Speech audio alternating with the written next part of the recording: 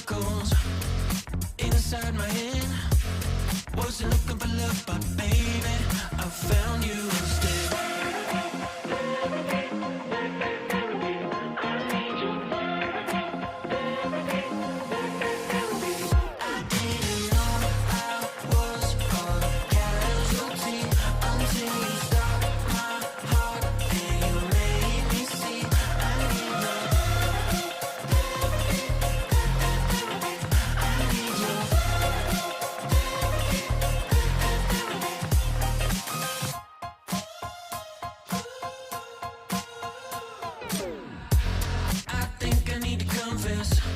Saw you in the red dress. I can't seem to understand how you got all that finesse. Still been running in circles inside my head. Wasn't looking for love, but baby, I found you instead.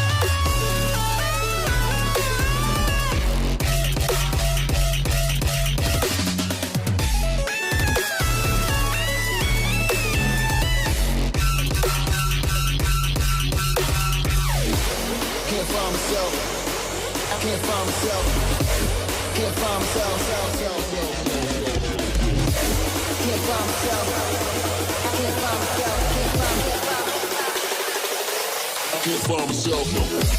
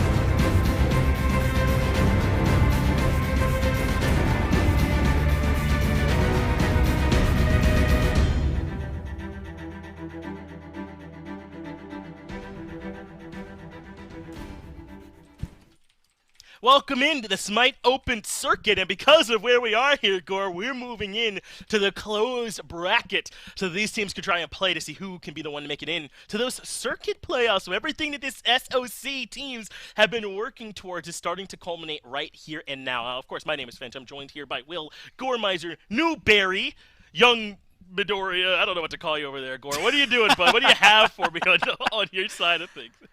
Man, I'm excited to watch this. This is the matchup. If you haven't been watching the Open Circuit, well, you're not missing, I guess, too much because we saw it in Week 1, we saw it again in Week 3, now we're seeing it again in Week 4. The only reason it didn't happen in Week 2 is for some reason Spreed got first rounded. It was very weird to have them get knocked out, I think, in that week as early as they did. But so far, both of these teams, between the two of them, have just been dominating quite literally everybody this phase. Yeah. For Phase 4, it hadn't been much of a contest. It really has just been these two teams. The one week that somebody else made it through, it was the one team that was able to beat Spreed. And I think they are the only team in the Open Circuit so far that has done that, because so far Mind the Gap has been 2-0'd every time by them. They have been struggling to try and stop Spreed. Tons of talent here that could obviously be in the SCC. I mean, some of this talent was in the SPL, right? Solar Troll, obviously, who I'm thinking of specifically when I bring that up. So I don't think it's really anything bad against Mind the Gap that they've struggled here. It's a really good team that they happen to be running into here with Spreen. Now, as usual, we're joining this in the finals, where, as usual, it's Spreen and Mind the Gap, where, as usual, I think Spreen have to be the favorites in this one, but I'm not saying that doesn't mean that Mind the Gap can't find a way to get a win here. Yeah, that's the thing that's always interesting about these, is the first time these two teams played, things seemed pretty close. I will admit, the last time these two teams played, SOT just was a monster. It was a menace, I think, that came through. I can't remember if it was across both games or if it was just straight up in one game, got 30 kills. That's ludicrous to think about. So maybe there's something to be changed here for Mind the Gap. But at this point, you've got history playing each other, so you might as well maybe ban out some of those target bans. I'd be interested to see if something comes out like that to try and control either GuyJ or SOT to maybe stop them from being as effective. They're going to need something to slow those two down, right? Because they are the thorns in the side of everybody here, the SOC at least right now, not the SEC. That's where they're playing for right now to get a chance to challenge some of those SEC teams if they can move on here. So let's take a look at these bans here already. I think the Cupid ban, Hercules ban, Persephone ban is fairly standard. This Wheelish ban, though, a bit more of a targeted one towards Spreen and towards SOT. Now remember, SOT, as his name implies, was a solo laner up in the SPL. I'm sure you guys remember. But down here, he's been taking the jungle by storm. Give your most impactful player the most impactful role, and that's a recipe for the success that Spreen has had up until now. I thought you were about to drop because he's no longer solo, he's trolling every game, and it just happens to work out for him. I don't know. Maybe that is the case. Either way, it's been solid for him. That's an interesting number, though. I just saw 100% win rate on Wukong. Granted, it's only one game, but I think that's always fun to watch over when you get to see things like that. Although I think because I'm seeing now Rom with 2 games played, this is pulling maybe more from what this specific bracket was bringing, these playoffs that they have, quote-unquote, that they have. Since it's a closed bracket, you get things that are very solid. Wukong being good, I think, in solo lane, but Rom Kuzenbo, at least in my eyes, Finch, I don't know. That's something I would take 10 times out of 10, especially when you go back to it. You had mentioned GuyJ being in the Pro League. One of the things we saw United do when they found some success, they looked really good, was first picking Rom for GuyJ.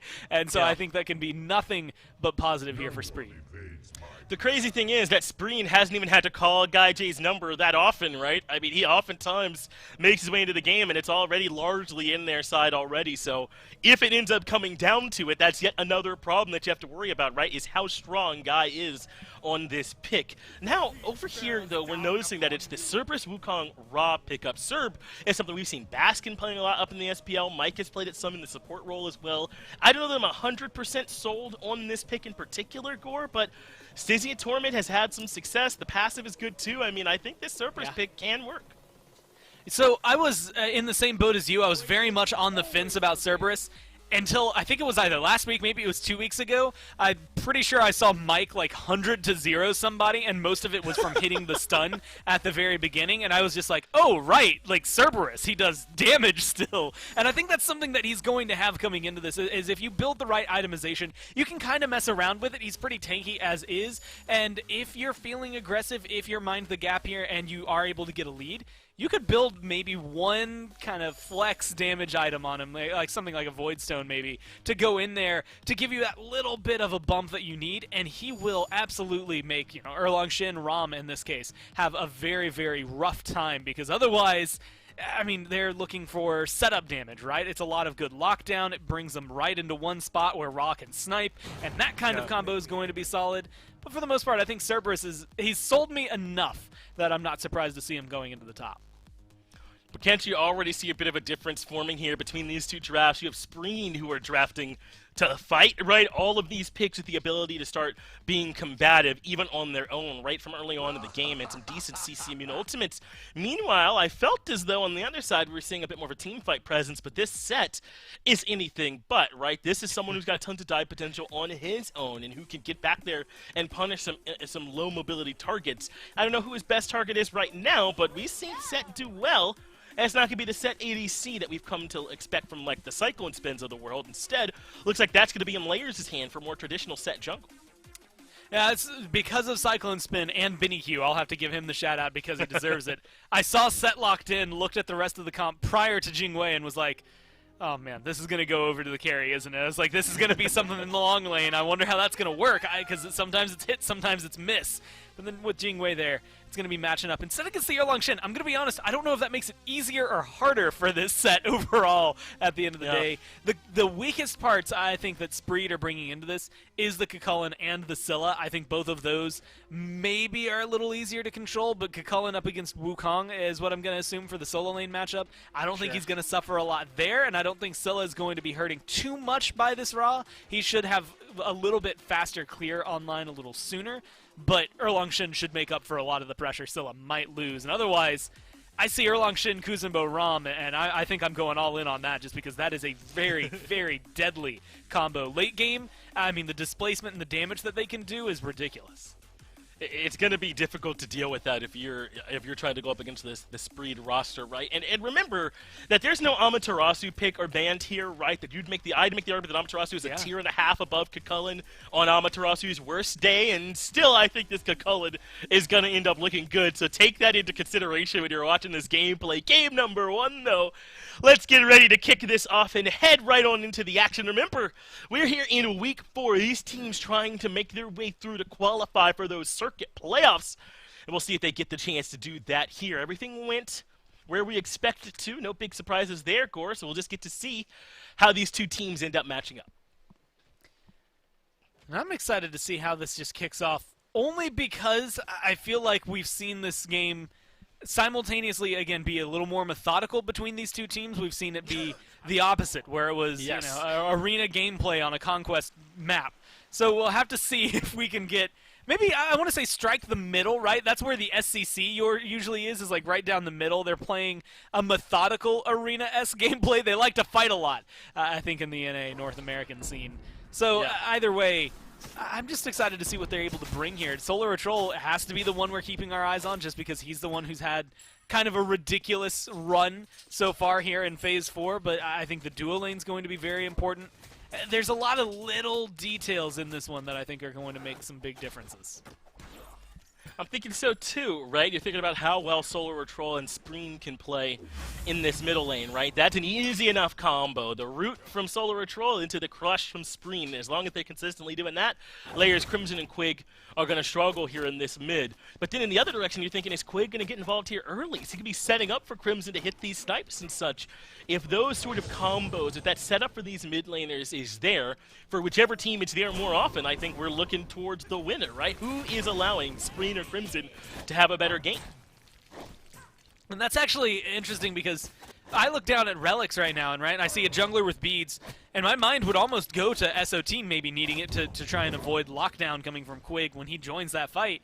But it's actually Layers that has it, and there is going to be a significant amount of lockdown, I think, that is going to find his way. When Scylla's on the other side, you don't want to get anywhere near that route. Sikkim locking you down, especially early on with a Crush and an Erlang next to you, like you said, is enough to get you very far ahead and start popping off. But I also think it's interesting that he's invested so heavily on that, whereas Solar Troll is going to be running with the Blink, maybe allowing him to get a little more aggressive and maybe be the one who helps set up that Scylla a little more often, just being able to close that gap between him and Ra a lot faster. Yeah, I think it does seem to be an indication, Gore, of which jungler is planning to be a bit more aggressive sooner. And I think no surprise that it's SOT on the Erlong Shen. Still rocking the splice tag, I suppose, when SOT was with them, as he takes quite a bit of damage, but no danger of actually falling up against Wolves. But look at this rotation over from SOT. Might be looking for a punish. Ping comes through from Heed, but I think Wolves spotted out.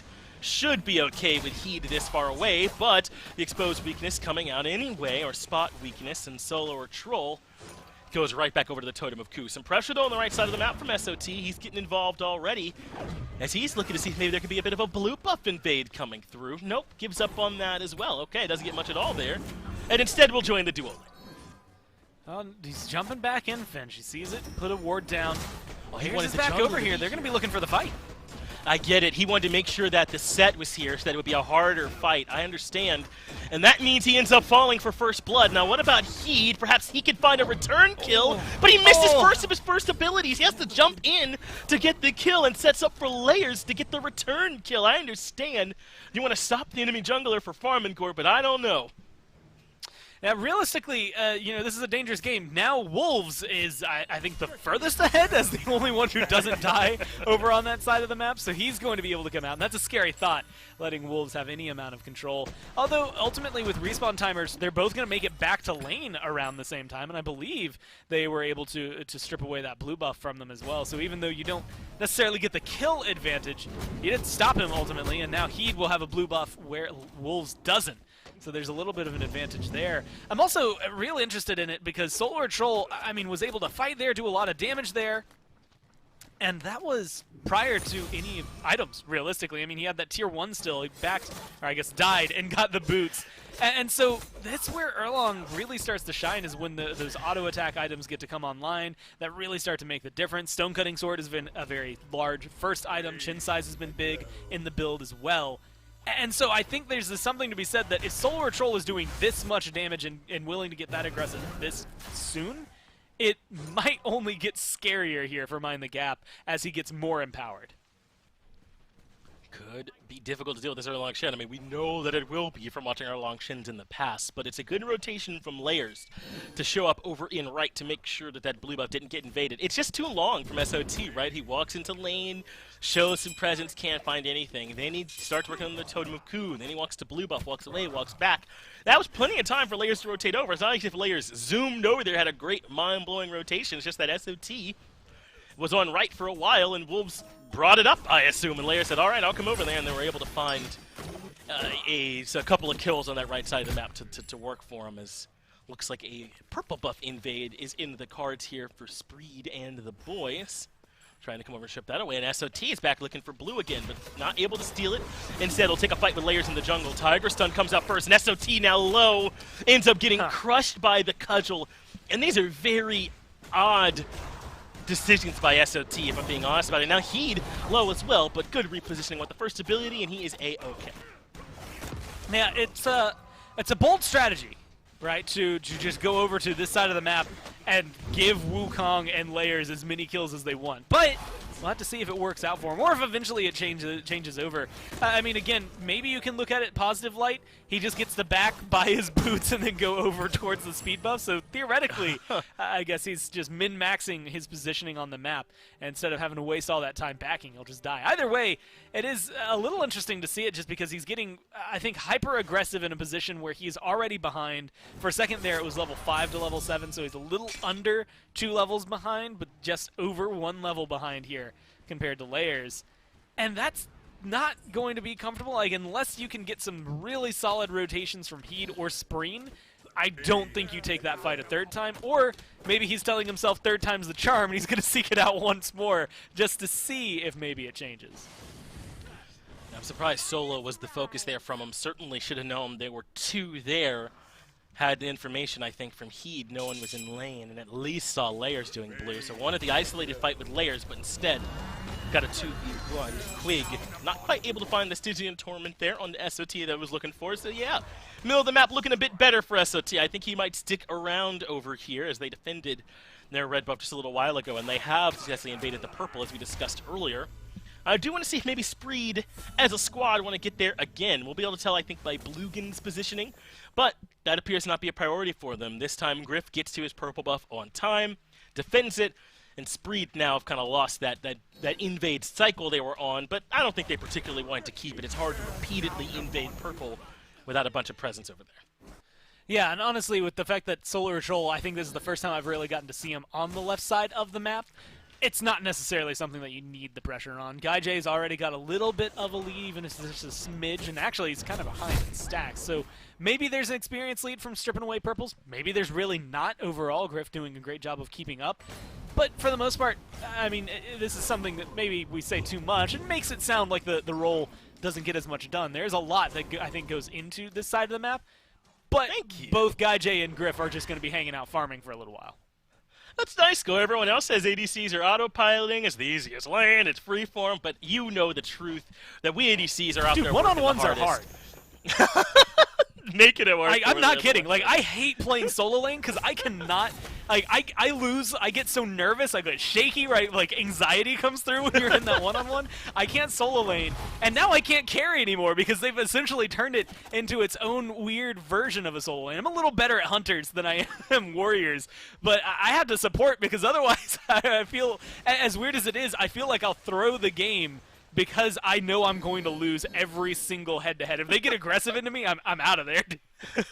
It does. You can feel a little bit of pressure on your shoulders in those 1v1s. You know it's all on you to succeed, but obviously Griff and Guy very comfortable with it here at this point. Guy was also alongside SOT, doing it at the SPL level, now dropping down to the SOC and dominating, I think, as we'd expect them to do.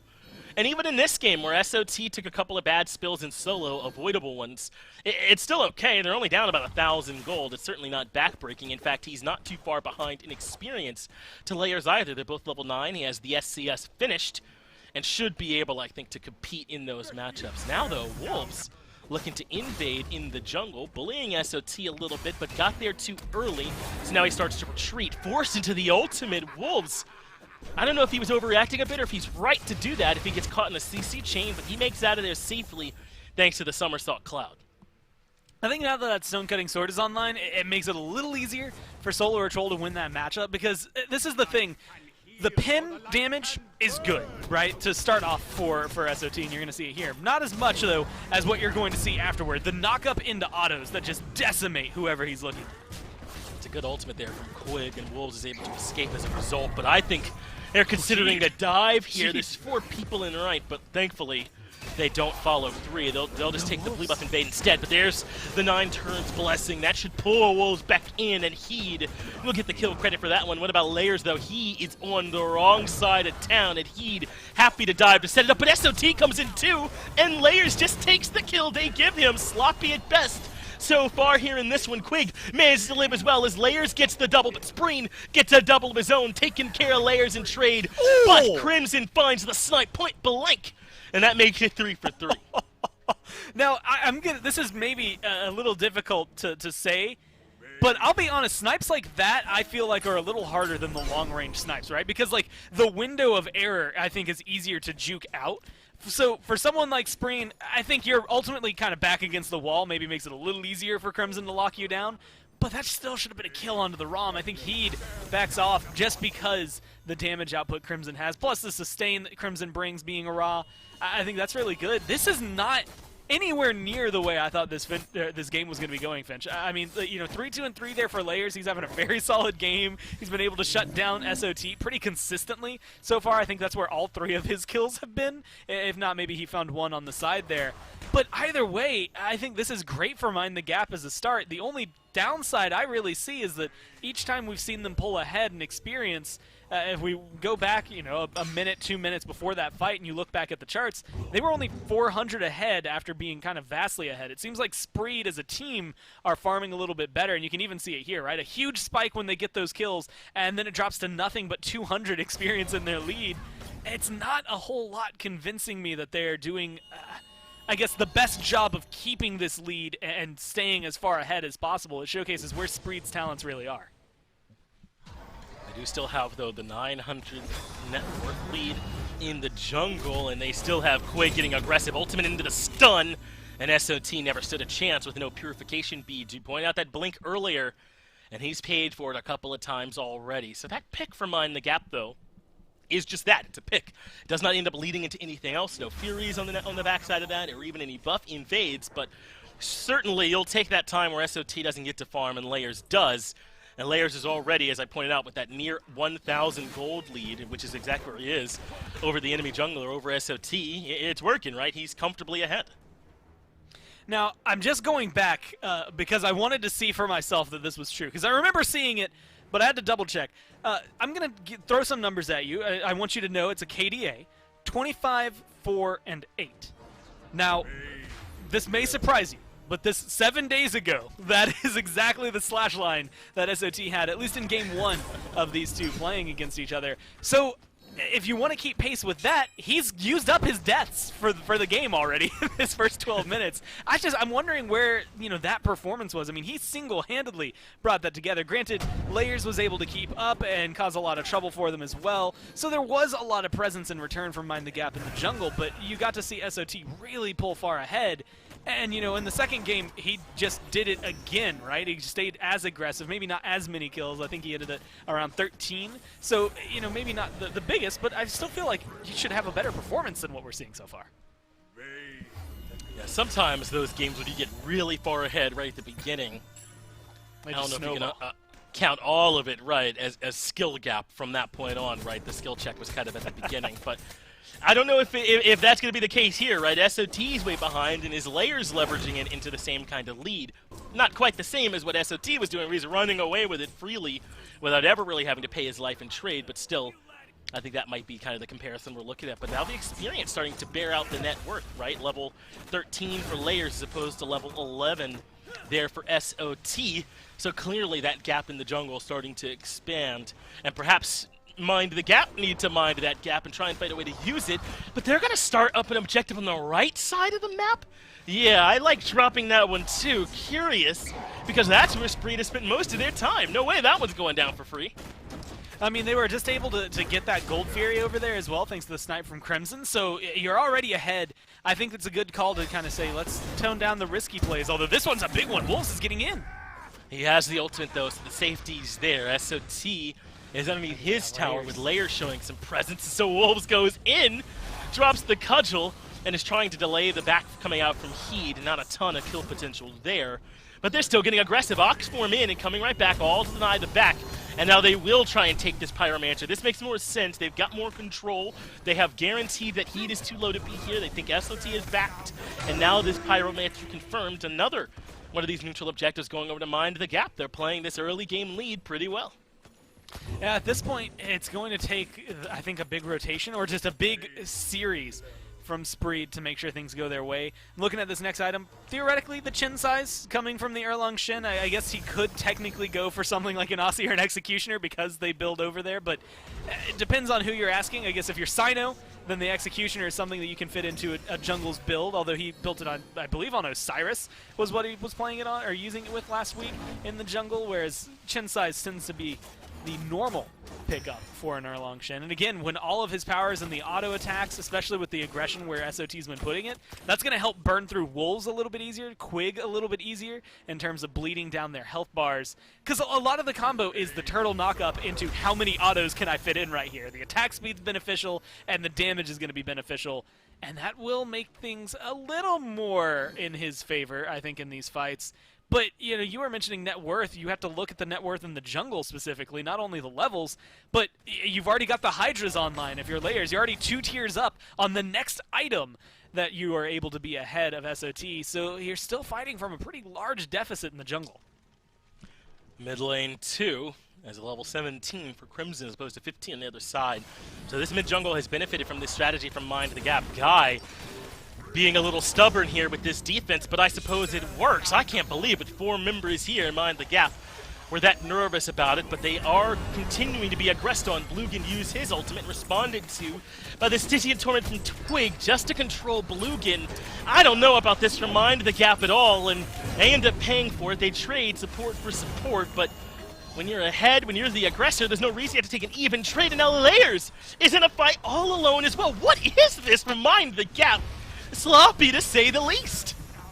I mean, it goes really well. I was actually going to get onto Blugan about pushing someone out of the crush because that has to be devastating for your Scylla. But as of right now, SOT, that chin size was all he needed. But that's the damage Raw can bring, baby. Crimson showing up.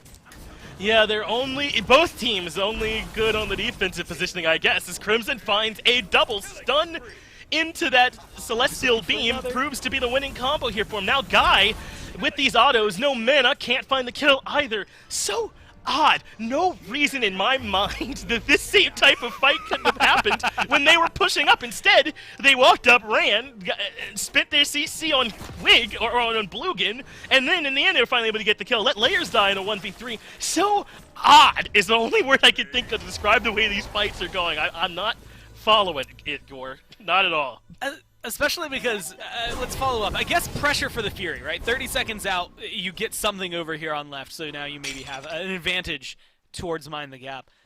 But realistically, that was all for Tier 1 tower pressure? Like, that not necessarily Right. the most coveted thing in SMITE, right, to be fighting over. So an interesting one at that. I guess, like you said, an interesting hill to die on, both for Mind the Gap, I guess, getting aggressive or backing off as much as they did early on in that fight, when maybe they could have taken the numbers advantage when they had a 4v2.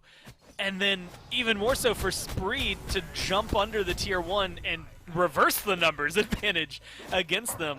I think it was, all in all, just a brawl fest is the best way to, I think, describe that one. We'll have to see if they can keep it up, because right now the Fury is probably the biggest point of contention, I guess is the better way to describe it. It's going to be easy for Crimson, ult up to snipe it and control it, and so Spree'd have to decide whether or not they want to fight over a Primal or let this one go, do what we've seen some teams do, and maybe just wait for the Pyromancer to come up to try and equalize the trade. You saw the Lotus Crown as that last item Crimson got. That's going to be a huge item for him here. Blugan blinking in, though, to deny Crimson the back. And he has 3 members waiting in the wings, so Crimson in a whole lot of trouble. I'm a monster. And they use the ROM ultimate as well to try and guarantee this kill. But Layers falls too. Spreed with a heavy commitment in the jungle. They're just right. It takes 3 ultimates, but they get 2 kills. Now they've got control around this Fury. And all of a sudden, the momentum of this game could shift here, Gore. Mind the Gap, not expecting that aggression, and they paid for it.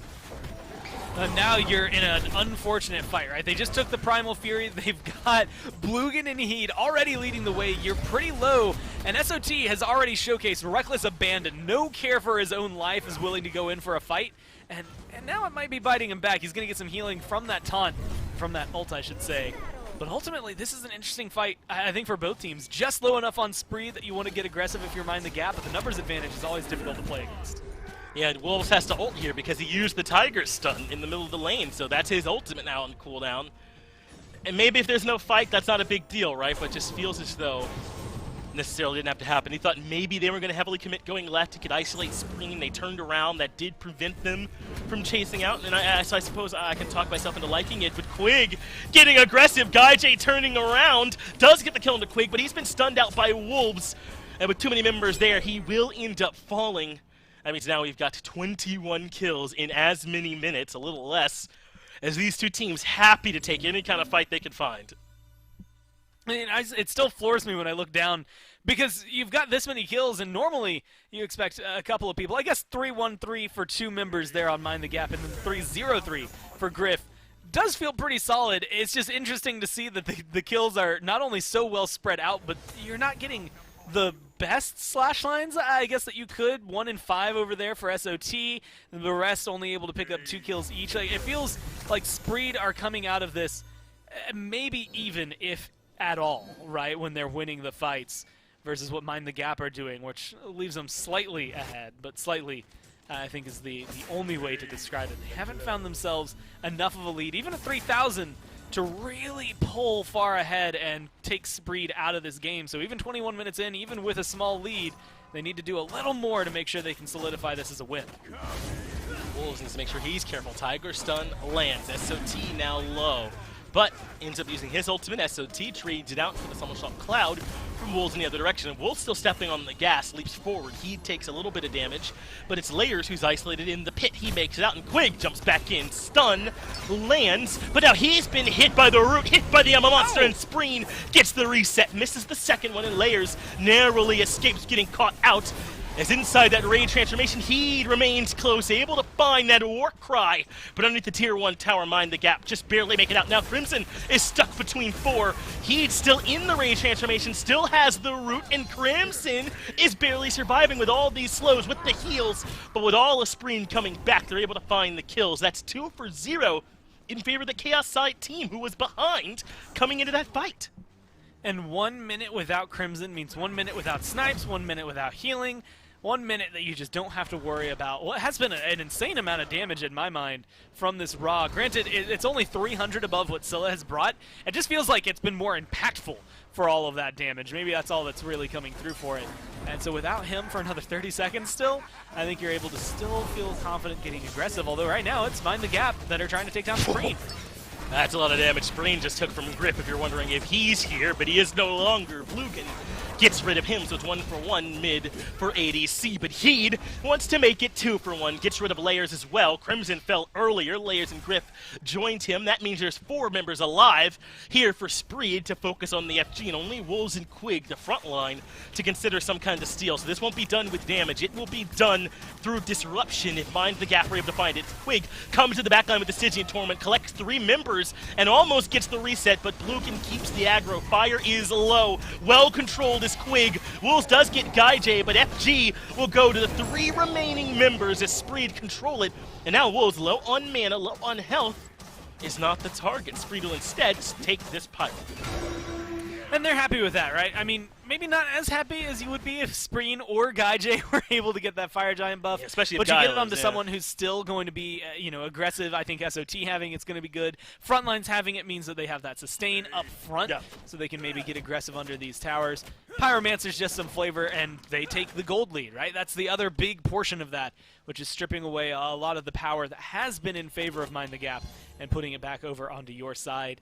At this point, I'm looking at the fact that between SOT and Guy J, Wolves and Quig are not going to have a good time. Their health bars are going to disappear rather fast, and now there's 2 Toxic Blades on there as well that are picked up for the side of Spree, just to make sure that Crimson's healing isn't going to be as effective in the middle of it. That, plus a Divine Ruin, plus a Pestilence, all going to be able to come through and at least chunk it. And Ra isn't necessarily known for burst healing, so I think overall, this is actually going to be enough to really control that. They actually have 2 Pestilences now that I'm looking at it to be able to control it, which might be a little bit of overkill, but either way, it gets the job done.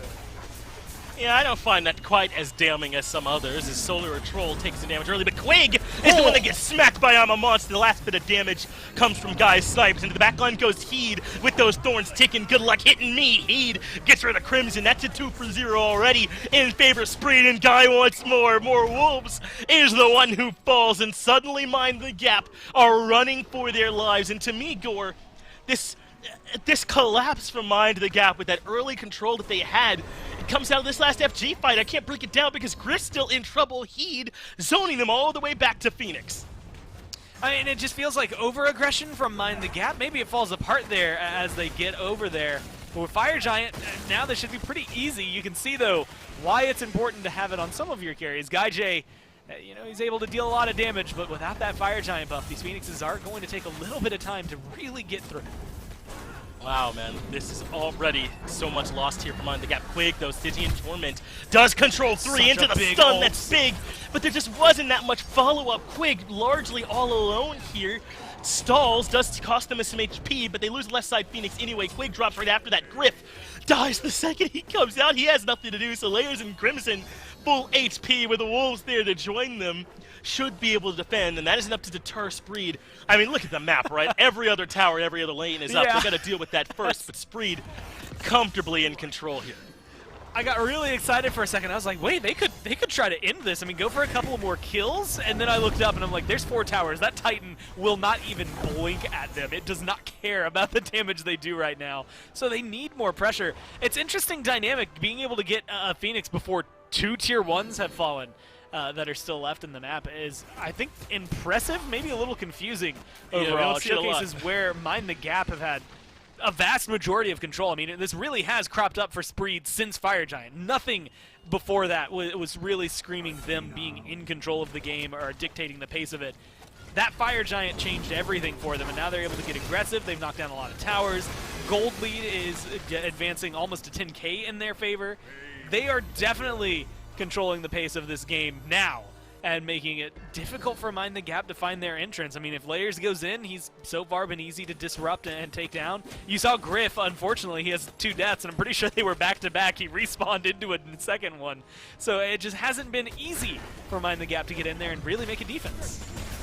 Now this right side tier 2 under siege. Looks like Mind the Gap wanted to defend it, but Quig pays the price for that decision. Meanwhile, the rest of Spreed are in the backline, creating space for this tier 2 to go down when someone elects to hit it. I assume Guy will step in and do that, and he has. That's the tier 2 falling. Wolves escapes inside that Ox form, but Blugan continuing to push forward a little bit too far ahead of his backline carries, who don't seem to agree with this aggression, at least not yet. They want to sustain a bit before they push in. But this difference for me has been solo diff, man. Heed has been tremendously impactful in these fights, and let's see if he continues that trend. 3-man knockup, and just like that, Spreed have the right side Phoenix as well.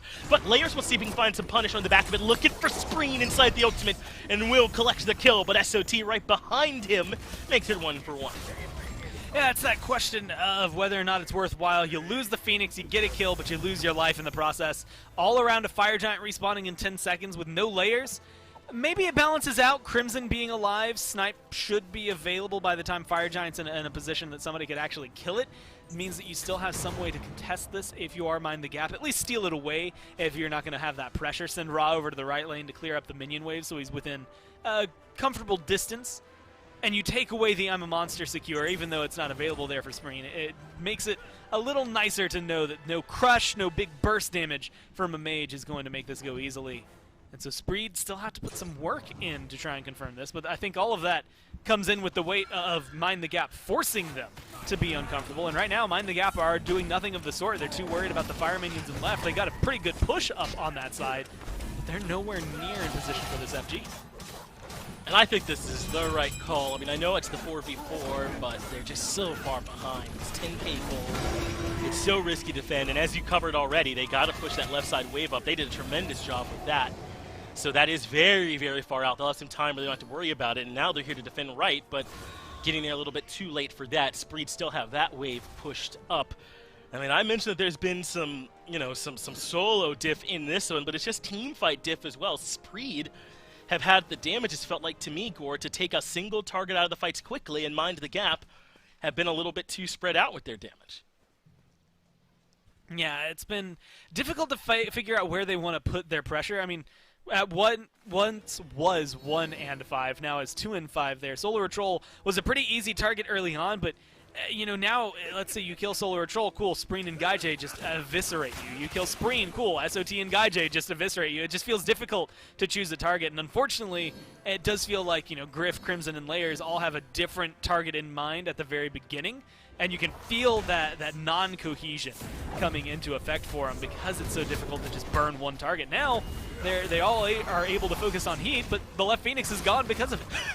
Yeah, I can't believe this is the split. They went with 2-man taunt coming through from SOT, forces the relics out, and just barely up to the sky is Wolf, so he shall survive. Leaping in is Quig, or Blugan rather, he makes his way back safely, but boy was it close. Wolf, though, does not get the same honor.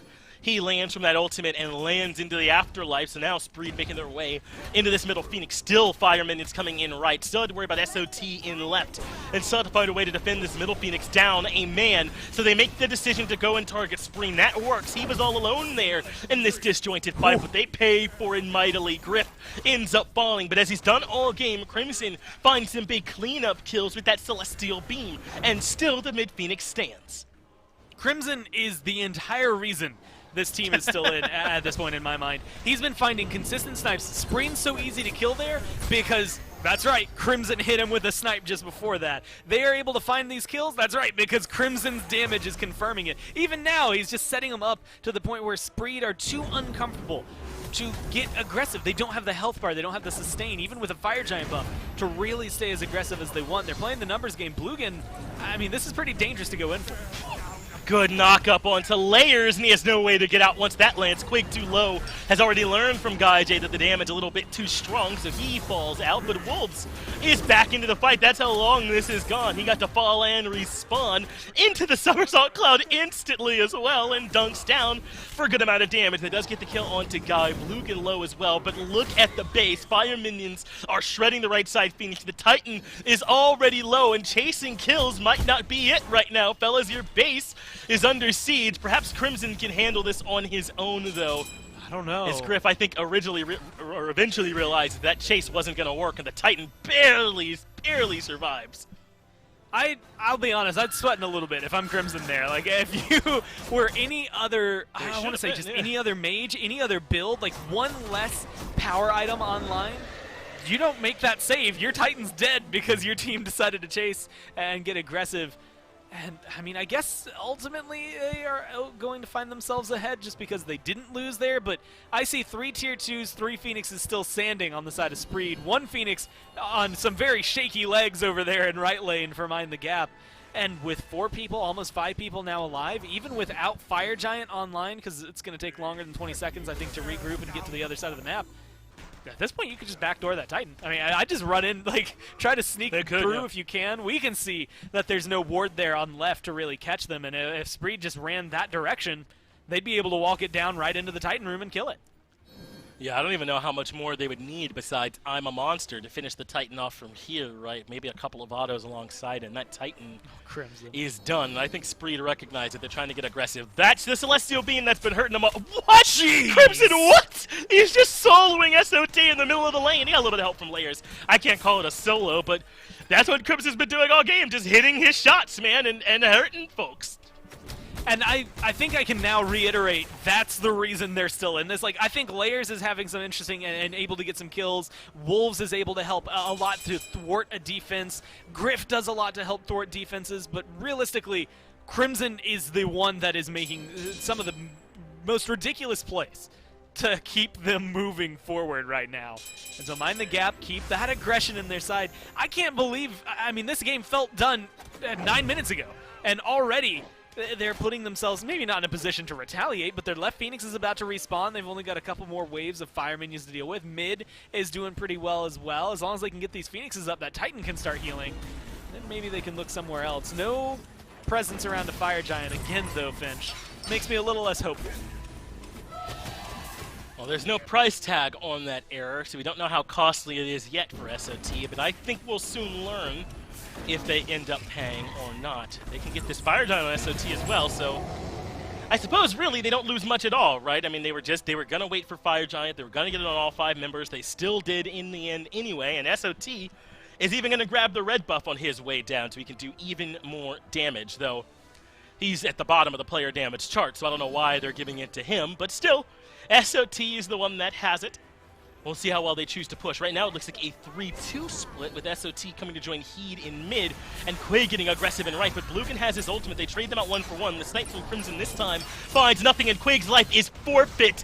Too aggressive all on his own. Now, SOT in the 2v1 avoids the Tiger stun into the knock-up and nearly has enough to find the trade, but Layers' damage is too strong. But even if SOT dies here, he's done the job. Everyone else makes it in. Spreed gets the kill onto the Titan, and that is game number 1 going in favor of the Chaos Squad.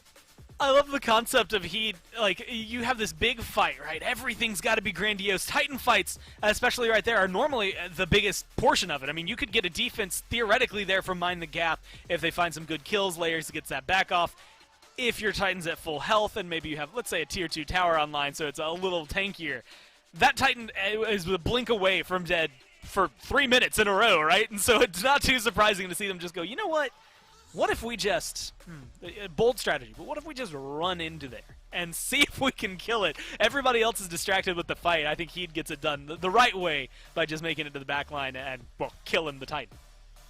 But it's such a ludicrous way for this game to go, right? They start off trying to focus down the solo lane early on and try to get Wolves ahead, right, on Mind the Gap, and they do manage to get the jungle mid ahead, but that doesn't end up mattering much at all. Able to fight back in worthy opposition here on this one, and that is already game 1 down. Now, we'll end up taking a really quick break. We'll come back for the rest of this set to see who can make it through to that Perkit playoffs, so don't go anywhere. We'll tell you what happens after this.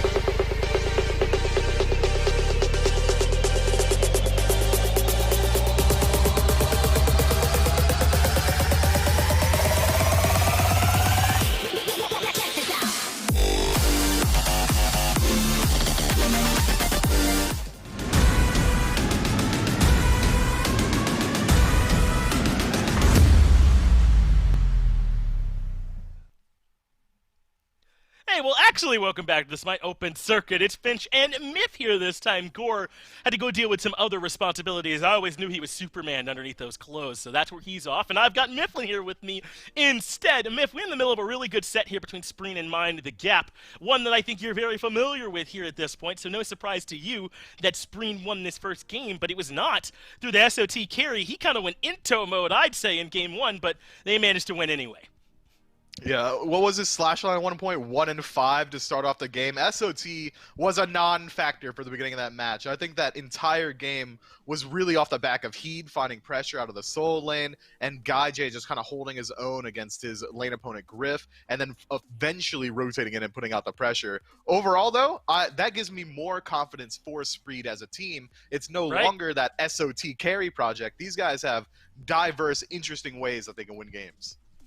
They haven't had to do it yet, but this time they needed to step up when SOT got a little bit too aggressive in the jungle early on. He died twice around a blue buff invade, neither which was particularly well advised from what I could see, and then started to struggle a bit more after that. But I think this is one you already covered how well that he'd played, but I think the Scylla damage from Spreen was critical. Wow, you all knew what I was going to talk about. It was huge in this time too. We went right to it right away, and had plenty of setup coming his way because Blugan played a great game. I do actually think Quig played really well too at times. He was helping to set up for the squad, but the more and more the game got derailed, the more that Quig was the one that ended up struggling. Yeah, exactly like that. On the receiving end, oftentimes, way too much damage. I did see some pretty hot plays from Mind the Gap, though. Quig, as you highlighted, hit a 3 or 4 man ultimate on that left side Phoenix defense, which I thought was almost enough to turn around the fight until I looked at the gold lines and realized they were still about 10,000 down. So it was a kind of an effort in futility, if you would. But these teams both have a lot of talent on them. They both have the capacity to win these games. We could very easily go 3 here, even though Spreed in recent weeks has looked very dominant. I mean, listen, Mind the Gap is essentially the old Astral Authority team at this point, right, from console. They have everyone except Inbound, who's up making a name for himself in the SPL. They also did have Baronic there at one point. I think Crimson played with them, too.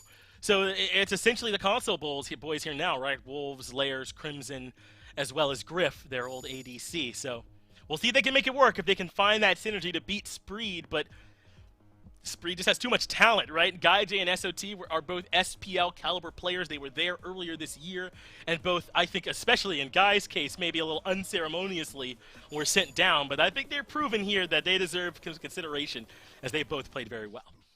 It almost feels like they're screaming up to the SPL level, hey, we're going to work our way back up anyway. Maybe we just take out one of your spots through relegations or something along those lines. I think that there's really nothing to worry about with this Spreed squad. And it seems like they've got a pretty good handle on how they want to ban out these games as well. Yamoja and Persephone immediately getting targeted out. Hercules remove that just absolute boulder of attack. You see what I did there? But it does leave up Sun Wukong. Mind the gap, pick it up. Yeah, I saw it, Miff. Thanks, dude. He warned me coming in, and I guess now I'm getting a first-hand look at what it's going to be like. Wukong is the first pick, Kuzenbo on the other side, and for the most part here, Miff, this is basically just the same way that we saw this go last time. I think they second-picked Kuzenbo, did Spreed, but I don't know what functional difference that'll make if they also take the ROM here. Yeah, this is so far the exact same run back from what we saw in the very first game. So I really think that the pressure is kind of on Mind the Gap to make some kind of adjustment here, because Spreed made it work in Game 1, even with SOT struggling throughout the beginning of this game. And I don't think you can rely on SOT continuing to struggle in the early game, especially if he does decide to go back towards that Erlang Shen. But Mind the Gap, pretty comfortable. Again, picking up the Ra here, Sun Wukong flanking it as well. I want to see them at least try and take away something, but the Cerberus pick, maybe they're comfortable with their draft. It could certainly work out, but I think they had a very strong start in the early game in Game 1, and it wasn't enough to propel them into a win. I want to see some more adjustments, as you alluded to. Yeah, their mid-jungle were both about 2 levels ahead in Game 1, and still were not able to convert that into any kind of meaningful late-game presence, right? They had that left-side push where they kind of backed off it, they lost a member, but then they fought back and won. It all kind of fell apart around that FG dance and some of those fights in that solo lane as well, right next to the Fire Giant, and losing those. So maybe they think it's just execution. If a couple of those fights go differently, they win that one. We'll see what the adjustments are. So far, even if the pick order's not the same, the picks are the same, right? It's Scylla, Rom, and Kuzenbo again for Spreed, and it's Cerberus, Ra, and Sun Wukong again for Mind the Gap. But some adjustments will have to be made. There will not be a Cullen to be able to take for Heed over in the solo lane, and wouldn't be surprised this is an Erlang ban, but no, they're going to continually focus out Heed. I guess he just doesn't want to play Ama if they think these are the 2 bans to do instead. Yeah, he must be incapable. That's the only explanation I have. He must literally just not have that gut unlocked. He just doesn't have the favor to afford it, no gems either. Because if Amaterasu is still available and you're banning out Kukulin, I can only classify that as a gross misplay, a disgusting dumpster misplay. But it seems like it should be able to work out, because Kali gets picked up here. No, it shouldn't. Amaterasu should definitely get picked up. And not only is it just one of the strongest picks in the solo lane, but it also has some very good counter matchups into Mind the Gap's draft, even into this Erlang Shen that they pick up for themselves to immediately target out Solo or Troll on the other side. Amaterasu doesn't care. CC immunity on the ultimate, a silence to deal with the transformation. I would be surprised if we don't see it. Well, it's being hovered here, if nothing else. Production's listening to us. Who knows, though, if Spreed are at this point. The On Her are coming through, though, and I think this is something you've been playing a good amount of, and yeah, I mean, I didn't get my hopes up on that one. On Her, I know you've been playing a good amount of this pick here lately, enjoying the new leap that he's got and able to get to where he's going a little bit faster. Is that enough to where you think On Her should be getting picked up here in a world where Rom and Cupid are banned? Is that where you go next? I've got a pretty distinct ideology as far as hunters go, where it's On Her Cupid at that top tier. Right below it, we got the Jingwei and the Heimdall. And then right below that, just ever so slightly, is the On Hers of the world, the Ulers, the gods like that. And I think that he is slightly slept on right now. Disperse getting that pre-fire buff, making it much easier for him to get that jump off without getting interrupted, as well as having CC immunity ultimate, nice CC inside of the team fight, and displacement through the shifting sands. He's got a lot of tools that can help out his team. It's just a worry of consistency. He's not nearly as safe as those other top tier picks. So in a meta where we're seeing cringe ganks happen every other game, and if you get that cringe gank off, you can rotate back through at level 6 and do it again, and then at a level 7 and again. On Her might struggle in that world. Well, let's move into game number 2. The Cthulhu was the solo lane pick. And listen, I won't, as good as Alma is, I'm not going to complain very much if Cthulhu is your solo lane pick instead, especially because his team fight presence is probably even better than Alma's, despite how strong the auras are that she provides and how good Dazzling Offensive is. There's no one better than Cthulhu in terms of just disruption and creating a massive body and making it difficult for the other team to push forward. They must retreat. So if Spreed can leverage that well, then I got no problems whatsoever with this Cthulhu pick. And it does fit their draft incredibly well. If you just have someone who's kind of creating chaos in the middle of a team fight, forcing Mind the Gap to either D-group or retreat or just controlling the space at all, you've got gods like Rom, who's going to be an absolute chainsaw in the late game, or SOT on this Kali with even the slightest opening should be able to work his way through and find those sick Kali lines with the ultimate to reset as well. So I think that just having that CC center is enough in of itself. But they don't have as much confirmable CC, as easily confirmable CC as they would have with Amaterasu if they were worried about setting up for Spreen in mid. Cthulhu has some knockups, but that's a much tighter timing than a stun would be for the Ama Monster ultimate. Bluegin's engagement being a little bit one note off that dash is going to be a little bit harder to set up for Spreen as well. I think we're going to see this Scylla kind of have to operate on her own once the teamfight phase starts up. Yeah, a bit odd. I mean, listen, I want to make sure I preface this by saying hunters are hunters, and even on her, without the attack speed stem, is certainly going to hurt a Cthulhu, but not quite the same, right, as some of these other hunters with those big attack speed stems who chew through him well, who can convert that extra attack speed into power with Silver Branch or something of the like. Now, so I preface this, on her is still going to be a problem for Cthulhu in the late game, even if he's inside that pillar, right, and taking the additional damage, but maybe not quite the same as what Rom can do, as this is trouble now for Bluegin. Good Impale comes through, and Griff just saying hello. They don't have the attack speed hunter, but they've also got the added benefit of having an auto attack jungler. This Erlang Shen also is going to have a very strong matchup in a Cthulhu as well. If he elects to pick up the kin size, he might as well just be another hunter, match it up with the SCS, and he's going to be absolutely shredding. But again, I've got to be so worried about how they're going to play around this Kali, Mind the Gap that is, once they've got Spree just running them down as a holistic unit, with a Kali just kind of playing this solo agent role on the side. It feels like Mind the Gap are really going to be relying on starting off the fights on their own and finding a one-shot kill. Players looking for an early game gank. Knockup comes through, and Griff will be the one getting the credit for the kill at the tail end. But that is all set up by Layers. What was that myth you said about cringe ganking and maybe on her can work around that? Well, it's happening here. Mind the Gap, 2 minutes, saying hello to the duo lane. Yeah, it's just whichever jungler is cringier on the day is going to win that on her matchup. It seems like Layers showing up before the 2-minute mark even ticks over and does find his teammates a couple of kills. And I think it's a little bit reliant on the fact that this Kali is going to take a little bit longer to come online as well. She needs to get the boots and the kin size and likely the hasten katana before she's really willing to commit herself to ganks, whereas Layers playing this early game pressure god instead of Erlang Shen has afforded the opportunity to kind of go wherever he wants on the map. All Solo or Troll needs to do at this point is to either pull ahead and farm because he's ganking less, or at least stay even if Layers gets a lead off kills. See if he does. Quig is lurking outside the blue buff. Lurking is all he's doing. No opportunity for blue buff steal there. Once again, Layers now showing some presence at another side lane, but it's Solo where he's helping out by making sure they get that totem of Coup. But Bluegin behind Griff. Not going to catch Griff off guard. My man's played a little bit too much Smite for that one to work. Good leap gets him out of there. But with Bluegin being over here, it's going to be really hard for Griff to step up and try and get this wave without putting himself in some danger. And I think Guy making good use of that. But luckily, his wave is a little bit more stacked up Guy J's, that is, so it's going to just work its way naturally over to Griff, who can just farm up. But it seems like that is the strategy for Spreed. We want to keep pressure on the duo lane, force this Cerberus to stick around. Don't let Quig have free rotations in a mid, because Quig's going to have the most reliable setup for his Ra in mid, just the stun from a range, or even the ultimate to set up for the Searing Pain. So I like this ideology from Spreed to try and control the map ever so slightly, which is at the same note going to control the aggression that Mind the Gap can bring in the early game. But it's a double-edged sword. With so much pressure being put on the duo by Spreed, it's only going to incentivize Layers to continually gank out the duo lane instead of electing to go for the 3v3 in mid, or even fight inside the solo lane. And when you're fighting into an on-her in the early game with an Erlang Shen flanking him, it's not feeling good for whoever's on the receiving end. Layers getting a bit aggressive. 9 turns Blessing locks down Spreed, even gets the knock up, but just not enough damage at this point for Layers to completely solo out Spreen, though he was close to being able to find that kill. Now, I'm not going to put really any stock in how this early game goes, Myth. I learned that last game in Mind the Gap. Getting a huge lead of the mid jungle and it just absolutely not mattering later on. So truly, you know, it's just a show. You know, just going to enjoy some Smite mechanics until we find out at the 20-minute mark what really matters, is how I feel right now. Goodness gracious. That first game did some mental damage to my boy. And you know what?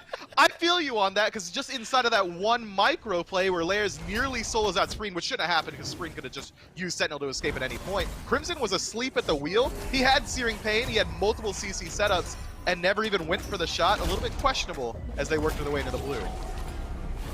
Well, Wolves trying to defend the blue. Not going to be able to do it with this much control here from Spree. Cthulhu being an unknowable horror as he escapes. Quig, on the other hand, leaping forward. Good Stygian Torment, but SOT gets away from him with an ultimate of his own. Now Heed has to reposition, but Mind the Gap have shown up in numbers. Quig, the only one coming outside, but Wolves provide some support. Just barely not enough damage, but gets there in the end with a little bit of extra. That's enough for Heed to drop down, and Mind the Gap now with a 2-0 lead to start this game off.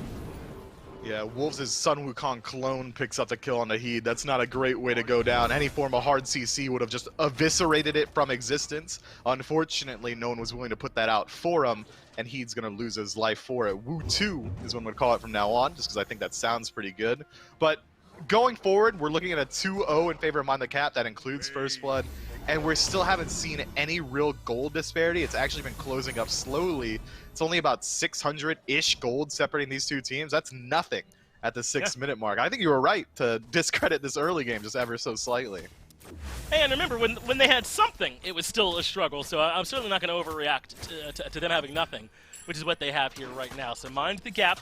Gonna need to chain this together a little bit more. This is the foundation, the beginnings, the blueprints, so to speak, for what a lead could eventually look like if they can assemble it later on. But that remains the question, right? Can they assemble it? And Myth, I don't think we've talked about it much, but this late game from Spreed is pretty strong, right? Ram, Scylla, Kali, Cthulhu, all ones that are difficult to try and contend with. Kuzenbo as well has some decent damage output insofar as it's your damage output, so it's not the easiest thing to deal with Spreed's draft late. It isn't, so you want Mind the Gap to be doing well in the early game, and it seems like they're trying their best to do exactly that. Layers getting involved again. Well, I understand my man does not have an ult, but still gonna be a difficult target to take down. But a big stun from Quig coming in topside has caught Heed off guard. A 3-man rotation to right, and Quig not just the third kill of the game in the for Mind the Gap, and they want a bit more. They end up taking care of Blue, and Layers gets that one. So now 4 kills, dominant solo side pressure. An excellent start to this game here for Mind the Gap. There's no way to talk negatively about it, but I want to see him hold on to it. Yeah, we need to see them do something with this lead as well. Normally, we see this pressure get tossed over in the long lane in the early game because it opens you up towards early gold Furies. Now, with this solo lane pressure, sure, at around the 10-minute mark, they can start to look towards that Pyromancer, but already Heed moving back in, 1 versus 4. I mean, you could say moving back in, but there's 4 of them here, Myth. What can my man do? Leave me alone! This is supposed to be solo lane. It uses the ultimate as soon as it comes back up, and Mind the Gap sniggering to themselves, I suppose. Hey, we got the blue running away. They're in a comfortable spot here now, man. The buff invades are coming through. The pressure coming through. They gotta keep showing it here to us, but this is exactly what it looks like at the start when you're building your leads. Yeah, and Heed using his ultimate the second it comes back up, off the tail end of just using a teleport as well. I mean, with the pressure that Mind the Gap has been putting over there, I'm thinking to myself, if I'm Layers, all right, I'm going to back up, spend my gold, I'll be right back, Wolves. Just give me 2 seconds, we're going to kill this guy, all right? And then we're going to work our way to Pyromancer once that respawns as well. And it seems like Spreed are fine with it. They understand that they don't have to worry about the early game too much. Solo or Troll has been doing 0 damage throughout the entirety of the game, hasn't even looked for a gank, but is able to maintain the same level as Layers in the jungle. We're seeing that despite all this pressure going the way of Heed, he's only about a level down on his opposition as well. There's not much that Mind the Gap has been able to do to differentiate themselves or even separate themselves from the pack so far. but they're priming themselves for a very good position to look towards one of these neutral objectives in the very near future. I'm thinking Pyromancer because of their propensity to just camp out that solo lane, but I think that they also have a very strong draft towards looking towards Gold Fury. Desert Fury is going to be fantastic for burning it down. Searing Pain might be one of the better confirmed tools in the game right now if Spreen isn't able to close the gap enough to find the I'm a Monster, and he shouldn't be with a very strong front line that Mind the Gap has fielded. Let's see if they can continue to leverage it. You can tell in the network chart there's not a ton of really big gaps, maybe about 400 in the mid, around that same mark over in solo between these members, so it's not as if it's something that Spreed cannot bounce back from, but here's that solo lane pressure again, and SOT is the early victim. Quig able to lock him down and grabs Blugan as well, brings it right back into the Celestial Beam. Searing Pain can't connect, so Blugan gets some hair singed, but he will survive. Now Heed into the ultimate, looking to return the favor here a bit, but my man insta-cancels it. All right, I got a little too ambitious. I'm willing to admit it, says Heed. But now he's walking back towards the tower, and Mind the Gapper's going to look for the dive. He doesn't even have the ult. This is so odd of a decision here from my man Heed. He does have the dash, but I'm thinking this is a world where you got to hide under the tier 2, bud. My dude Heed watched four people slam his blue buff and then W keyed away after showing them that he cancels his own ultimate. They ain't me! Yeah, that blue buff, that ain't me. You gotta bring those hands here, run them. And they absolutely do. And it's exactly it. They get the pressure in the solo lane, they pick up the Pyromancer. Spreed just is losing out off a solo diff, essentially. SOT makes the egregious mistake of deciding to go over to the solo lane. Has he not heard from his teammates how many enemies are going to be hovering on that side of the jungle? Doesn't even get the Kali Destruction ultimate off inside of that team fight. And Mind the Gap are doing exactly that. They're minding the gap. 3,000 gold now separating these two teams. Yeah, just tough over there in solo, huh? He did a great game in game 1. They banned the Colin, the King Arthur, and they don't like this man. It seems clear to me, right, with the way that this game is going. They took all his picks away. He's 0-3. They said they're laughing at that man Stone Agaya. Good luck trying to have an impact here in this game, because Mind the Gap have come out of the gates hot this time, but they don't have a ton of leads elsewhere. Wolves going to really leverage this lead for it to matter. Okay. As Blukin gets control, Desert Fury connects with most of the spears, but not enough. Blukin lives through it easily with just those tank boots, and now Mind the Gap are the ones starting up another objective. They're moving over to this Gold Fury, daring Guy J to come in and steal. He cannot, and Mind the Gap get yet another neutral objective. And SOT, a little bit deep, trades out 50% of his health bar to land 2 auto attacks onto a solo laner. Not the best trade for him, but we got to see a little bit of that damage output. He's already picked up the kin size, so he is putting out pretty sizable damage when he does decide to make contact with somebody, which has not been very often this game. Again, Akali just kind of waiting for her time in the late game. But Mind the Gap there do a very interesting play to try and force out Blugan, and it works, and then immediately fall back to the Gold Fury. But it was risky. They almost didn't confirm it. The Searing Pain ultimate was about 2 seconds late. The Gold Fury had already been dead. So had Spreed been able to walk in, they might have been able to steal it. That does not materialize, though, and now we're looking at a pretty close to 3,000 gold lead here from Mind the Gap. They're in a good spot at this point here in the game, as they have been all game long. The experience lead still not anything, though, that's damning if you're a Spreed fan. Only 1,700, but the solo lane pressure continues. Wolves and Quig both over here taking care of this tier 1 tower. Heed has never in his life been this less impactful of a Cthulhu. This is the worst it's been, I promise, for him, and hopefully they'll get a chance for him to recover. He still has a late game calling in his back pocket, a late game Scylla that hopefully can eventually come to fruition and bail him out. And a ROM with a lead, surprisingly, as well, so he doesn't have to worry too much about Guy J transitioning into the late game. But I'm glad that he just learns his lesson. Last time he was in that exact same predicament, he just walked into the enemies, so already we're seeing that maybe some respect has been imprinted onto this Cthulhu, and he's going to play a little bit safer going into the mid-game. But as of right now, being level 11 up against a level 12 on Wolves is not the biggest deal, maybe about a level and a half separating these two solo laners. And with the pressure that we've seen over there, it should be more. I would think so too, and they tried to come over to solo and give Heed a lead last game. SOT did, but it didn't quite work. He was the one that got stuffed. Wolves ended up getting a lead as a result, and that lead didn't much matter. And now here in Game 2, Mind the Gap are intentionally giving Wolves a lead, and we'll get to see if his second time around with a lead, he can leverage it more. It's twice he's played the Sun Wukong, and last game, I know you're a big Wukong stan, but he wasn't getting the most value out of it. He's going to show us more this time. Look, I'm not going to ever say that you didn't get value out of Sun Wukong because Sun Wukong didn't have it. I mean, that's got to be a feeling on the player, right? This god is ridiculous. A stun, a knock-up, CC immunity in the ultimate, an inbuilt heal, a slow for your team. You could turn into a bird, Finch. This man's got literally everything that you need to survive and dive. It's such a strong pick, especially with recent itemization changes, Soul Eater getting reworked, Heartseeker getting a slight buff as well, coming into a nerf very soon in the next patch. There is so much that makes Sun Wukong so effective in the late game that he can elect to not build as much defense as some of these other Soul Laners and still have the exact same level of survivability with more damage in their build, which means that they can straight up just solo mages in the late game. I think Sun Wukong is a slept-on pick, and he's still picked up maybe 80% of the time. He's certainly strong. Wolves built last game, though, similarly to this. He built the Mantle and he built the Spirit Robe. And I know traditionally you want your Wukong to leverage a little bit more power. I feel like you like those hybrid items that get you some defense, some power, and he was just a little bit lacking in that regard. I don't think that build hurt him necessarily. He was plenty tanky and the team had damage, but he wasn't quite able to do what Wukong normally can if he's a little bit more... I feel like with Wukong, you kind of want to build maybe one dedicated defense item purely, and the rest needs to be hybrid. Yeah, I'm going, if I'm Wolves in this situation, I'm going the Sledge next, I'm picking up a Heartseeker, and if I'm really feeling myself, I might finish this up with a Crusher. Like, he's got so much survivability just out of Mantle and the lifesteal from Soul Eater that he doesn't necessarily need to worry about too much, especially considering that the damage output that Spreed has got on their team comp is either going to be one source of burst being the Scream pick. Oh, well, hold on, Gaijin a little bit of trouble. Layers! Wow, I know you were trying to drop that so I could cast it, Myth, but too late, bud. That's how quick the kill happened. Guy is done.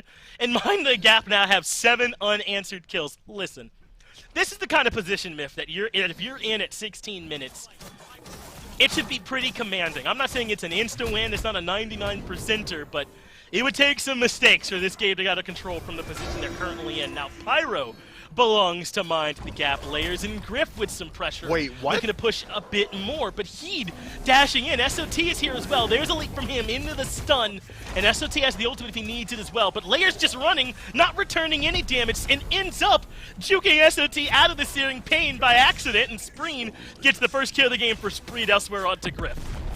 I can't believe that works out. Spreen looking to get his ultimate off as well. Doesn't find it off the CC from Cthulhu. What's going on? SOT, he's W key. He is, gets the ultimate off in time, and that will be Crimson falling. No reset for SOT, so Wolves lurking for a chance to finish the kill. He will get the Goomba stop. I guess it was worth it to trade his life for it because he certainly is dead here, right? I mean, they can find the last bit of damage. There it is, Wolves is dead. Made sure that SOT paid the price, though, for getting the kill. That's a 3-for-1 in favor of Spreed. That was 7-0 before that fight started, and they get a 3-for-1. Look, you literally cast or curse them into oblivion. Yeah, it takes some egregious errors to start letting this slip from here. That's exactly it. Lose a team fight in neutral territory and lose the gold for you on the tail end of it. I was about to crack a joke that Mind the Gap could hand their keyboards and mice to their interns and let them finish out the game with the type of lead that they had. But now we're looking at a dead even match. 17 minutes in, 2,000 gold. Not really enough to feel confident to really push any sort of lead. XP has really started to swing back in Spreed's favor as well. And just to really elevate that, Heat has been under constant pressure the entirety of this game. And now he's a level up on Wolves. He's got his build coming through as well, some of that tankiness. This SOT has been waiting legitimately 17 minutes to even attack an enemy for the first time and finally decides to do so and immediately wins his team a team fight off of nearly soloing out Layers and Griff. It seems like Spreed have just been kind of waiting for their opportunity, and 20 minutes in, it's finally come.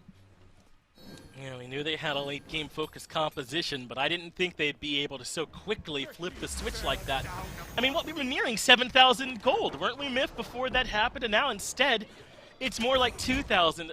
It can't have been that large a swing, but something close to it as Layers leaps in with the taunt that forces Guy to use his bead. So Layers' blink ult is on cooldown for Guy's beads.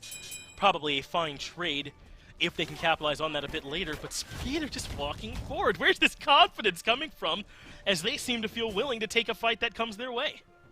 Well, they just want to fight 7K down, so this is the best fight they could ever look for, right? Only 2,000 separating them now, so of course I'd be feeling confident. SOT moving up a little bit with the help of Blugan, but this is not the best fight, not the best positioning either. Blugan loses out on half his health, but look at he's in the Speed, man. lead. They're springing a trap. He does experience lead at this point. Now that's a good Stygian Torment. It brings 2 underneath the tier 2 tower, but Heed, who again is level 17, responds by descending into madness. Good luck getting out of here, Quake. He can't. Spreen puts in the last bit of damage. Snipe from Guy J, find a home, and that means Solo Troll can jump in, but a great turnaround impale from Grip prevents a reset from coming out. In fact, SOT dies entirely because of Grip. There's my man showing up. Used to be a console main, but doing it on PC as well. Man, SOT could have pressed 4. I mean, he could have just pressed it one time and he would have been literally death immune. It was 2 shots from Desert Fury, so that's pretty reactable. I think that he just kind of misplays a little bit, maybe disrespecting Griff ever so slightly, saying, yeah, he won't hit it. It's max range. I'm walking out of here every single time, and unfortunately for him, not that time. And this Kali, despite putting out decent pressure, is 0-3 now, hasn't used the I don't even think I've seen Destruction come through yet. And now Mind the Gap with an interesting play, grouping up around this Fire Giant first. Heed and Blugan are here, though. This is a curious Fire Giant call. They must believe in their confirm with Crimson to start this up, because Breed have 2 members nearby. It's a 5-on-2, though. This is heavily in favor of Mind the Gap. They've got the Fire Giant lower and lower, and Mind the Gap secured thanks to Crimson's well-timed abilities in the back. As long as they can make it out of here safely, that is a well-worth call. Mind the Gap recognizes small window where they have the advantage to steal away the biggest objective on the map. But here's the thing about how it doesn't instill any confidence in me. Mind the Gap are essentially just reinstating that 7,000 gold lead they had earlier on. I like to equate Fire Giant to about 10,000 gold. Mind the Gap now in that lead, but this late in the game, gold means a little bit less. Their ability to strip away these towers means a little bit less. And I think that Spreed have shown time and time again that they're willing to fight into this lead no matter what. It doesn't matter. It doesn't matter who engages. Sometimes it's Blugan in first, sometimes it's Heed. That time it was SOT. Imagine how this fight goes for Spreed if SOT just uses Destruction. I think that Mind the Gap haven't got to play against the full strength of Spreed's draft just yet. And we've just finished up an Oboe on this Kali. The Kinsai is already available, hastened as well. SOT is going to be doing a massive AoE damage inside of these team fights. We just need them to survive longer than 2 seconds. Again, very possible with that ultimate. We'll see if he elects to drop that one. As Mind the Gap not even able to get this mid-tier 1 for free. I think Spreed are going to try and fight them wherever they can, because this is the smallest the gold lead difference between them is going to be, right? If they give up some towers, it expands out. And Spreed, instead, are going to try and make them at least fight for every bit they can. It's a soft defense on this tier 1 in mid. No need to die for that. But they're showing some presence everywhere Mind the Gap are choosing to go.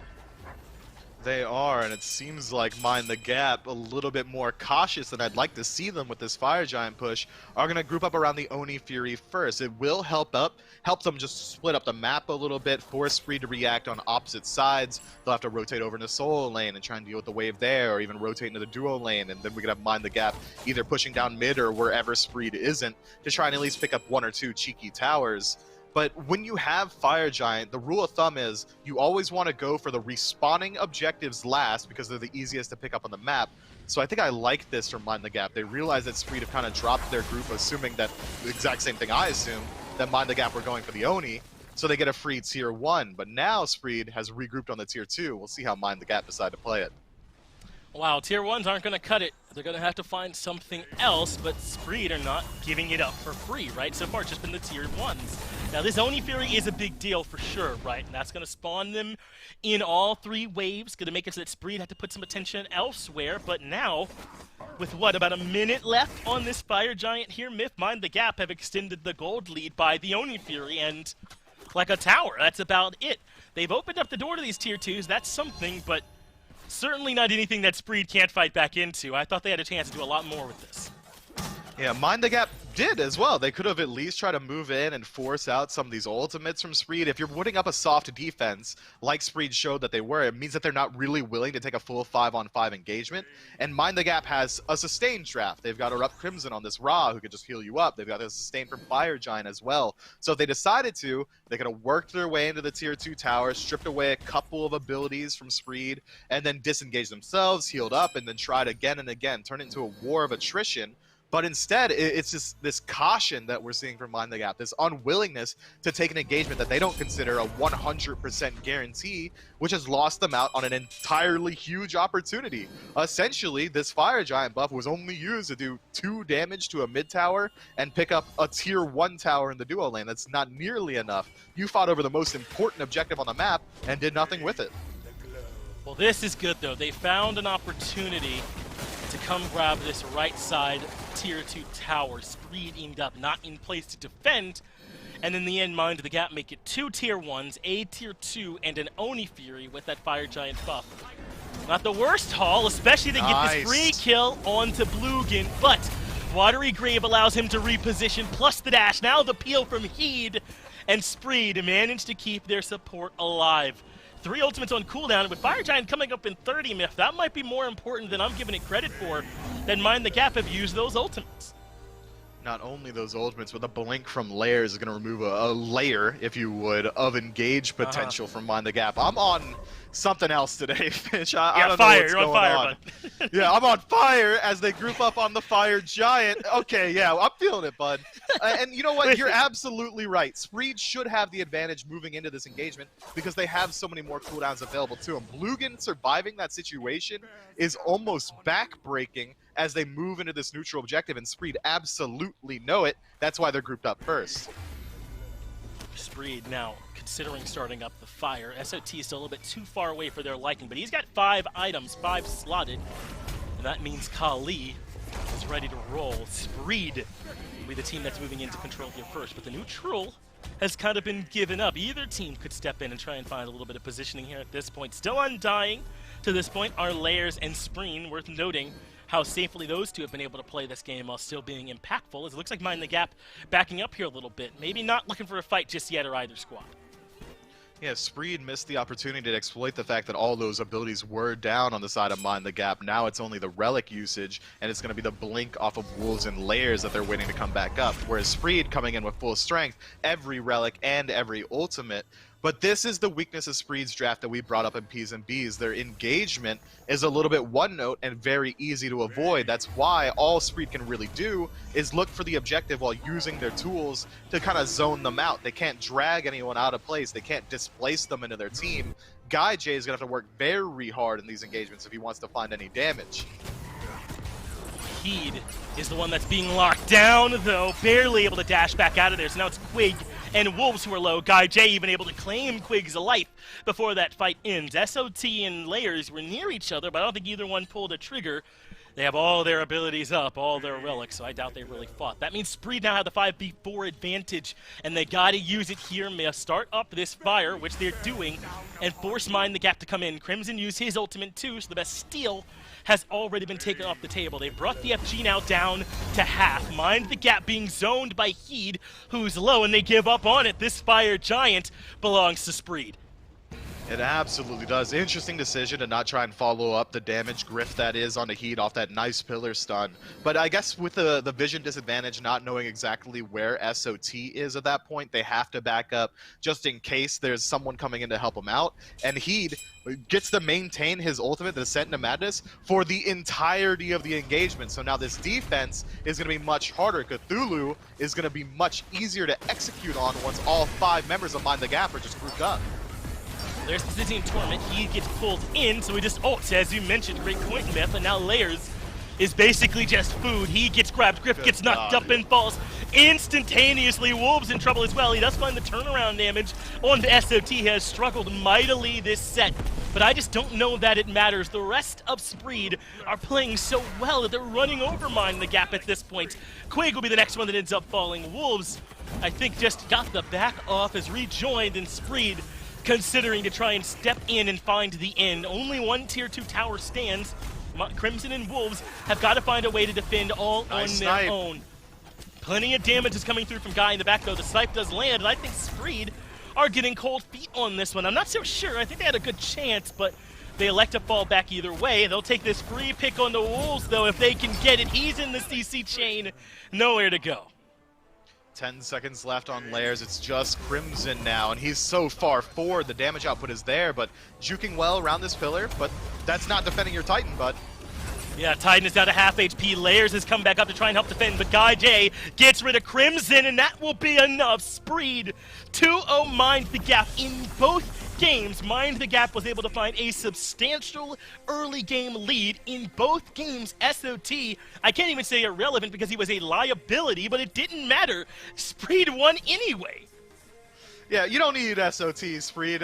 You know, we called you the SOT carry project last week, and I think we can issue you now a formal apology for that one. SOT doing his best roleplay, his Halloween costume, going to be those Rock Lee weights, just trying to lock down his team. Not enough this time, though. SMITE find a nice little win for themselves. Yeah, it seemed to me as though they were trying to get the squad worked up. Hey, we're moving to the circuit playoffs, hopefully here soon, so I need y'all to be stronger. That is exactly what SOT does here, I suppose, to help the boys out. Now, Spring, 3-0-6, a great game from him, a great game from Guy as well. But this is one, to me, where it's more that Mind the Gap weren't picking their spots well enough. That Fire Giant still comes to my mind, right, where they only get a couple Tier 1s at a Tier 2 and barely get that on the tail end without the Fire Giant buff helping much. It feels like they weren't seizing their opportunities properly. Look, it's an age-old adage in the SMITE community. If you show respect to your opposition, you've already lost. I've played against these Mind the Gap guys. I know how they like to play. I've hung out with them before. These guys are all very aggressive players. Wolves and Layers in particular, you like to play aggressively, but you bring up that Fire Giant, and I think that's exactly it. They were respecting the names on SMITE a little bit too much. They were scared to go for anything risky, and I think that cost them a lot of their opportunities. It did. It did feel as though they were playing to not lose instead of to win a couple times here. And I don't want to come down too hard on Mind the Gap. These are players I like a lot, right? I was with these guys in the SEC. That was where I kind of started when I first came here, and I saw them fragging out, and we're just not seeing it from them here at this level on PC alongside everyone else. We know they're capable of more, but we just didn't quite get to see it here. SMITE, though, confidently are your winners, 2-0ing everyone they came into contact with, making their way through the bracket here in Week 4. This is when we brought in the teams to play. And see how everyone ended up lining up as expected. Mind the Gap and SMITE made it here all the way to the end, but it's SMITE that are the ones that come out on top 2-0 and continue to impress every time we see them. Guy J happy to step up when SOT not playing quite at the level we know he can. And we know he can. I mean, last week he nearly drops that 30 bomb inside of the game. We know SOT is capable. Just, you know, sometimes you have a rough week. Sometimes you can rely on the rest of your team, and it's a good feeling knowing that even if you aren't performing to the best of your capabilities, you can rely on players like Guy J, like Spreen, like Blugan to step up for you. And I think that actually should scare the rest of the teams within the SOC. They now know, okay, it's not just shut down SOT win, it's every single member of this squad is lethal. They know they got to make sure they give this team their due respect. Now, I know you guys are just SMITE competitive fans in general, so stick around. SPL is going to be starting in. Let me look at the clock. 33 minutes, so make sure you stick around for that. And we're going to have the waiting room coming up in just a few minutes as well. That's where we're going to break down everything leading into the set, have some fun stuff to talk about before the SPL starts up. Myth, I believe you're on that this week, so if you want some more Myth, stick around. We'll be right back with the waiting room.